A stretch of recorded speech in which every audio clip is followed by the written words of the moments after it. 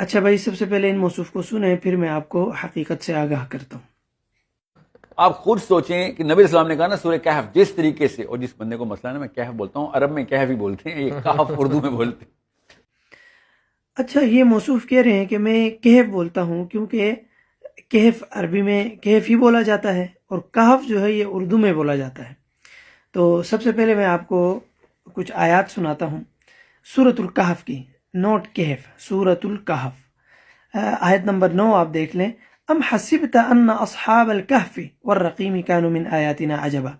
پھر اسی طرح آیت نمبر 10 دیکھ لیں، اذ اوى الفتیۃ الی الکہف۔ اچھا، آیت نمبر 11 آپ دیکھیں، فضربنا علی آذانہم فی الکہف سنین عددا۔ اب ساحل ادیم کہتے ہیں کہ کہف اردو میں بولا جاتا ہے، تو بھیا مجھے یہ بتائیں کہ کیا یہ قرآن اردو میں نازل ہوا ہے؟ یہ قرآن اردو میں نازل ہوا ہے کہ یہاں پر بار بار لفظ آیا ہے کہف کا، کہف کا نہیں آیا۔ اللہ رب العزت نے فرمایا اس قرآن کو ہم نے عربی میں نازل کیا، اور عربی قرآن میں جو لفظ ہے وہ ہے کہف۔ تو اس سے معلوم ہوتا ہے کہ اصل جو عربی کا لفظ ہے وہ کہف ہے، کہف نہیں ہے، اور ساحل ادیم غلط بول رہے ہیں۔ اچھا، اردو میں بھی کہف نہیں ہے، کیونکہ یہ جو لفظ ہے اردو میں اگر استعمال ہوتا ہے تو عربی سے لیا گیا ہے، تو عربی میں جب یہ کہف ہے تو اردو میں بھی کہف ہے۔ یہ کہف کوئی 11ویں قرأت یہ ساحل ادیم نے ایجاد کی ہے جس میں پڑھا جاتا ہوگا، باقی سب عشرہ میں کوئی ایسی قرأت نہیں ہے جس میں کہف بولا جاتا ہو۔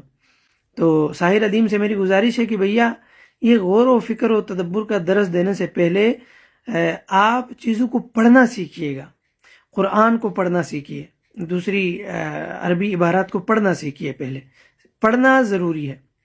نبوت کے جو 4 مقاصد قرآن نے بیان کیے ہیں، ان مقاصد میں پہلے نمبر پہ تلاوت ہے، تو آپ کی تلاوت ہی درست نہیں ہوگی، آپ کو تلاوت کرنا ہی نہیں آئے گی، تو آپ اس کو سمجھیں گے کیسے اور آگے سمجھائیں گے کیسے لوگوں کو؟